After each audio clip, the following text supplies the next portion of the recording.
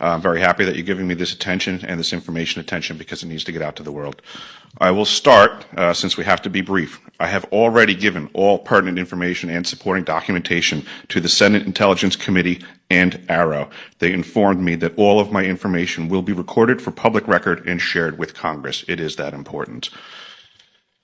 In 2010, I was selected to go down to the South Pole Station in Antarctica for an entire year by Raytheon Polar Services as an employee of a third-party contractor for the National Science Foundation. I function in a dual-role capacity as a tradesman and a firefighter. My responsibilities required me to be more informed than most of my crew and offered me complete access to the facilities. What I learned from this unique experience needs to be shared with the entire world. The technology at the South Pole Station certainly can do what it is presented as its primary purposes, and unfortunately, much more. The Ice Cube neutrino detector is presented as a passive listening device for the purposes of the science as presented. But I'm going to skip right through the chase, folks. I have provided documentation that proves that the 5,160, what they call DOMs, that are embedded in the ice can actually transmit at 2,047 volts each. That gives us a long list of things to consider. It is effectively a multifaceted directed energy weapons platform that I will list rapidly a few things that it can do. Vehicle detection. We're learning that these off-world craft, on-world craft, ours or other nations, are also emitting neutrinos. So this makes the South Pole Station effectively an air traffic control station for this new level of equipment that nobody's discussing. In addition to the ability to detect neutrinos and the exotic vehicles, I have provided documentation that shows that this is also a system for faster than light communications. In the past, Gary McKinnon has hacked NASA, found the off-world fleet, the list of captains, and it's apparent that if we have faster-than-light vehicles moving throughout this system, we're going to need faster-than-light communications. This is that facility. Unfortunately, I have other bad news. The season that I was there, 2010 to 2011, we converted from construction to operations and maintenance in both the elevated station and the detector array.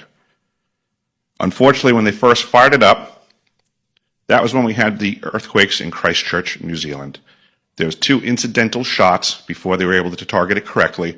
This is an earthquake generating device as well. This is the weapons of war that we have to deal with now and what Raytheon's hiding. There's an ELF system at the South Pole Station that when I arrived, I was told it was off, dismantled, and completely defunct.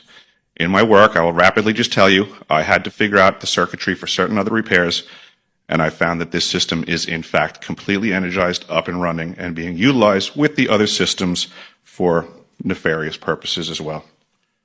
The Atmospheric Research Observatory is in what we call the clean air sector. I witnessed myself a very powerful green laser shooting out of the top of this facility into the cosmos. This, I believe, is a secondary form of long-range communications and or a defense system. I am not saying that we need to be scared of anything that's out there, but please understand the military-industrial complex is happy to invest all of your money in alleviating their fears.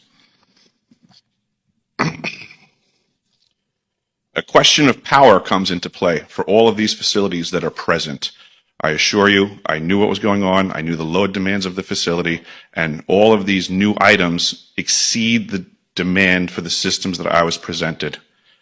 I am doing due diligence and research. I believe there is either a secondary power supply there that is either nuclear, that was there prior to the start of the Antarctic Treaty, which prohibits such things, and or that there is some sort of exotic power supply system there that just is not in the verbiage of the treaty, so it negates the responsibility to the parties involved.